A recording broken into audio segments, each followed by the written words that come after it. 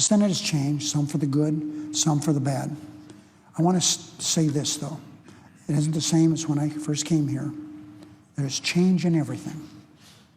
The biggest change has been the use of the filibuster. I do hope my colleagues are able to temper their use of the filibuster. Otherwise, it will be gone. It'll be gone first on nominations, and then it'll be gone on legislation. This is something you have to work on together. Because if you continue to use it the way it's been used recently, it's going to really affect this institution a lot. Something has to be done about the outrageous amount of money from sources that are dark, unknown, now involved in our federal elections. The Citizens United case in January of 2010, if this doesn't change, we don't do something about this vast money coming into our elections, in a couple more election cycles, we're going to be just like Russia. We're going to have a plutocracy, a few rich guys telling our leader what to do. Leonard Cohen, who recently died, one of America's great music geniuses, recently died, as I said. In one of his songs called Anthem, he says it all, and I quote, "There's a crack in everything. There's a crack in everything. That's how the light gets in." That's what he said. And I believe there are cracks in what's happening with the huge amount of money currently in federal elections and excessive partisanship. The cracks are the American people don't like it. They don't like this money. They don't like the partisanship. So there are cracks. The cracks, I repeat, because American people are complaining big time about the excessive use of money and objecting to the partisanship. That's the crack. And that's how the light's going to get in. That's how America has an opportunity to become a better place where money will not control our political system or will partisanship. So just a little bit of advice to my colleagues. It's worked okay for me. It doesn't matter if I'm in Elko, really a conservative place in Nevada, 400 miles from Las Vegas. If a question is asked in Elko of me, I say that I give the same answer there as I give in Las Vegas. We should all do that. People in Nevada have never had to worry how I stand on the issue. I tell them how I feel, and that's why I've never had any big bang elections. But people at least know how I stand. People who don't necessarily like how I vote and what I talk about, at least they know how I feel. I think that's good advice for everybody. At least that's worked well for me, I hope. But what's your formula for success? What do you recommend? And I tell them the same thing about working hard. Of course that's important. Of course it's important. But also, stay true to who you are, your roots. Now, my social life, my time in Washington's been different than many. I'm not saying it's better, but it's been different. Every year there are galas. White House Correspondents' Dinner, the Gridiron Club Dinner, Radio and Correspondents' Dinner, Alfalfa Club. So during my 34 years in Congress, I have approximately 135 or 36 of these. I've attended one of them. For me, that was enough.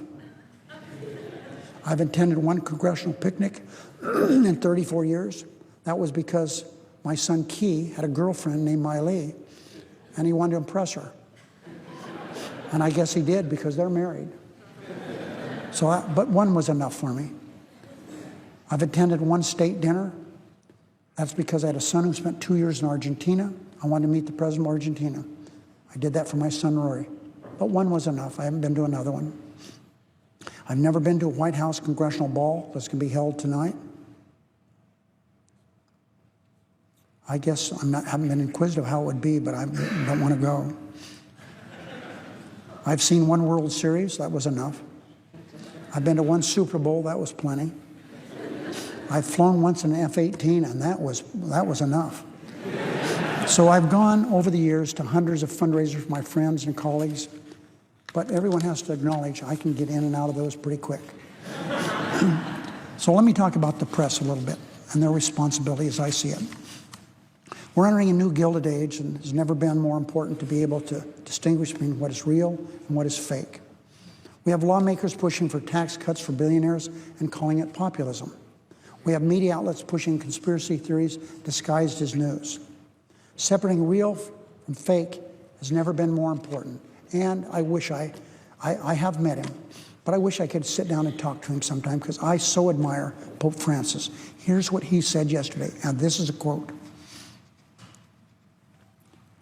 The media that focuses on scandals and spread fake news to smear politicians risks becoming like people who have a morbid fascination with excrement.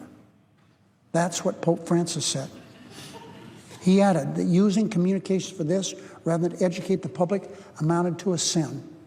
Well, he can categorize sin. I can't, but I agree with him on what he just said. I acknowledge the importance of the press. I admire what you do and understand the challenges ahead of you. But be vigilant, because you have as much to do with our democracy as any branch of government. This is best understood by listening to what George Orwell had to say a long time ago. I quote, "Freedom of the press, if it means anything at all, means the freedom to criticize and oppose." So, press, criticize and oppose. Please do that. So, this really is the end of my speech. I have 5 children. Lana, Rory, Leaf, Josh, and Key. They've been role models for me and for Landra. They were role models. We learned from them when we were young, and we're still learning from them. We appreciate the exemplary lives they have led. I'm confident, hopeful, and determined to make sure that they understand how much affection, love, and admiration I have for each of them, for their wonderful spouses, and our 19 grandchildren. Okay, here goes. Whatever success I had in my educational life, my life as a lawyer, my life as a politician, including my time in Congress, is directly attributable to Landra, my wife. We met when Landra was a sophomore in high school and I was a junior. That was more than 6 decades ago. We married at age 19. As I've said, we have 5 children. We have wonderful 19 grandchildren. She's been the being of my existence in my personal life and my public life. Disraeli, the great prime minister, said in 1837, listen to this, what he said, the magic of first love is that it never ends. I believe that. She's my first love. It will never end. Lana and I have talked, and we understand we're going to have a different life. We've said it, and we believe that we're not going to dwell on the past. We'll be involved in the past any way we need to be, but we're going to look to the future. I wish everyone the best. I'm sorry I talked too long. I usually don't do that. I thank everyone for listening to my speech. I appreciate my wonderful family being here, my friends, my staff, and each of you. Thank you for friendship, support over the years.